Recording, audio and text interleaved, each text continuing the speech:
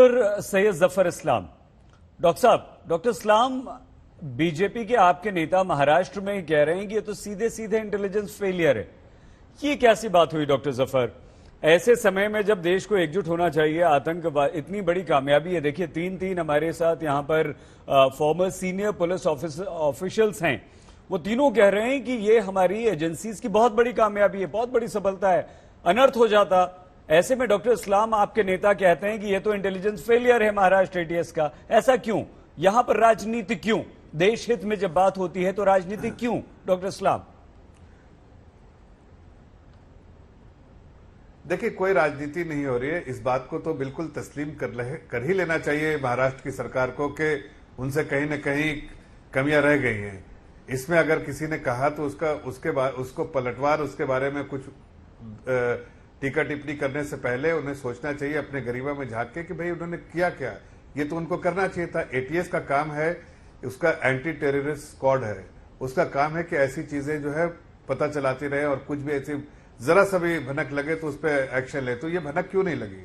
इनका काम है। हमने देखा हमारे फडणवीस जी की सरकार जब थी तो वहां एटीएस जो है वहां पर काफी एक्टिव रहती थी। एक भी ऐसी चीजें नहीं मिली कि कभी कभी वहां से उनसे भूल चूक हुई हो, इसलिए कि उसको बहुत सिंसियरिटी के साथ काम करना पड़ता है। लेकिन वो सिंसियरिटी कहीं न कहीं मिसिंग है महाराष्ट्र में। इसके बारे में आशीष शेलार जी ने कहा है, कोई गलत नहीं कहा उन्होंने। लेकिन ये कामयाबी है, कामयाबी बिल्कुल है। कामयाबी दिल्ली में एटीएस जो है उसने कामयाबी जो उसको जो भी उसके बारे में तारीफ करना चाहिए कम है। लेकिन कम से कम उन्होंने इस पूरे जो प्लान को विफल किया, हजारों लोगों की मौतें बचाई और कई ऐसे दुर्घटना होती जिसका कितना बड़ा असर हो सकता था पूरे देश में, वो उसको नाकाम किया। और पाकिस्तान कहीं ना कहीं आज बौखलाया हो गया इसलिए कि पाकिस्तान नाकामयाब हो गया। जो पूरे उसके प्लान जो है फेल हो गए, इसलिए कि हमारी जो दिल्ली की जो पुलिस की टीम है उसने एक अच्छा काम किया है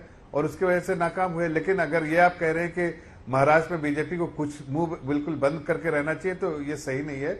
जो आशीष शेलार जी यहाँ लोकल एमएलए, उनकी रिस्पॉन्सिबिलिटी भी है और वो समझते हैं कि जन प्रतिनिधि होने के नाते उनका जनता के प्रति उनकी कोई रिस्पॉन्सिबिलिटी है। इसलिए उन्होंने कहा एक पर जन प्रतिनिधि होने के नाते इस बात को उजागर किया और ये सभी को करना चाहिए ताकि सरकार में बैठे हुए जो मंत्री हैं, गृह मंत्री जो स्टेट में बैठे हैं, उनको भी समझ में आए कि मुंबई शहर पहले भी पीड़ित रह चुका है टेररिज्म से, एक नहीं अनेक बार। क्या हम 26/11 भूल गए हैं?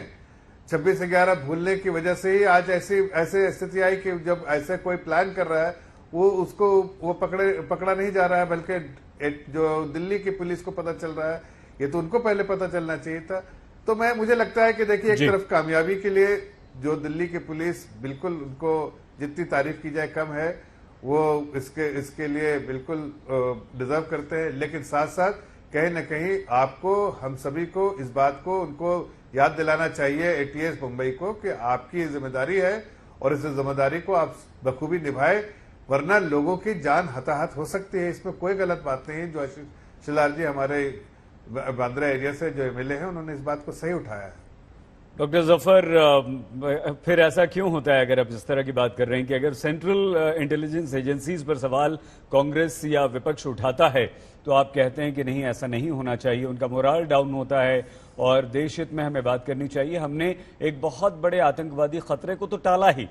हमने फेस्टिव सीजन में महाराष्ट्र में गणपति उत्सव मनाया जा रहा है, यहाँ पर दीपावली नजदीक है, तो ऐसे में फिर क्यों होता है? इसका सवाल हम आगे आपसे जरूर लेंगे। रेफरेंस में हमने बात कर दी थी। आनंद दुबे जी, इतना छोटा सा जवाब देता हूं सर एक रिएक्शन ले लें, आप बहुत टाइम आपके पास आएंगे। डॉक्टर जफर, आनंद दुबे जी, देखिए आपके महाराष्ट्र बीजेपी तो सवाल उठा ही रही है, डॉक्टर जफर ने भी उसको और ज्यादा दृढ़ता के साथ यहां पर आपके सामने रख दिया और बहुत सारी बातें भी याद दिला दी। तो क्या ये सीधे सीधे इंटेलिजेंस फेलियर है आपकी सरकार का? आनंद जी। अंसारी साहब नमस्कार। नमस्कार। मैंने सोचा था कि आज मैं राजनीति की बातें नहीं करूंगा, क्योंकि आज इतना महत्वपूर्ण विषय पर आप चर्चा कर रहे हैं, इतने गंभीर विषय पर आप चर्चा कर रहे हैं। आप देखिए कि हमारे देश में जब जब विदेशी ताकतों ने हमारे देश के खिलाफ षड्यंत्र रचा, चाहे राज्यों के खिलाफ षड्यंत्र रचा, तो उसको मॉनिटरिंग केंद्रीय गृह मंत्रालय, आईबी, रॉ, एनआईए इनके अधिकारी करते हैं। आप एक बात बताइए, हमारी सभी खुफिया जांच एजेंसी का हम सम्मान करते हैं, अगर आईबी और रॉ अगर महाराष्ट्र राज्य के सरकार एटीएस के समन्वय में नहीं है, संपर्क में नहीं है, इनपुट हमें नहीं दे रहा है, डायरेक्ट वो पकड़ रहा है, तो एक बात बताइए, क्या हमें एनआईए आईबी का सम्मान नहीं करना चाहिए? करना चाहिए। उसी प्रकार उत्तर प्रदेश में यदि पकड़ के ले जा रहा है, तो क्या हमें यह कहना चाहिए कि उत्तर प्रदेश की योगी आदित्यनाथ की सरकार की फेलियर है कि उन्हें पता नहीं चला कि स्लीपर सेल काम कर रहे हैं? जिस दिल्ली में आदरणीय प्रधानमंत्री जी बैठते हैं, आदरणीय गृह मंत्री जी बैठते हैं, उस दिल्ली से अगर आतंकवादी पकड़े जाते हैं, तो क्या हमें यह कहना चाहिए कि वहां की दिल्ली पुलिस और वहां की खुफिया एजेंसी का फेलियर है? आप किसका मनोबल गिराना चाहते हैं? आप राजनीति करिए, चुनाव आएगा तब आप राजनीति करना, हम आपका जवाब देंगे। लेकिन आज मामला हमारे देश की आंतरिक सुरक्षा से जुड़ा है, हमारे माताओं, भाइयों और बहनों की जान का सवाल है। आज आप राजनीति मत करिए। आपको तो यह कहना चाहिए था कि हमारी खुफिया जांच एजेंसियों ने बहुत ही अच्छी तरीके से आतंकवादियों को पकड़ा है, इन्हें कड़ी से कड़ी सजा दी जाएगी। और मुंबई पुलिस की बात करते हैं आप, मुंबई पुलिस ने अपनी जान दी है आतंकवादियों को पकड़ने के समय। हमारे देश के, हमारे राज्य के पुलिस ने अपनी जान की बाजी लगाई है, तब आतंकवादियों को 26/11 में रंगे हाथों पकड़ा था, जीवित पकड़ा था। तो आप ये मत कहिए। आपका मैं बहुत सम्मान करता हूं भारतीय जनता पार्टी के प्रवक्ता का, लेकिन आप जब बार बार मुंबई पुलिस और महाराष्ट्र पुलिस के ऊपर सवाल उठाते हैं, कहीं ना कहीं भाई साहब हमारा मनोबल गिरता है। हाँ, आखिर पुलिस किसके लिए होती है? पुलिस राज्य की जनता के लिए तो होती है ना।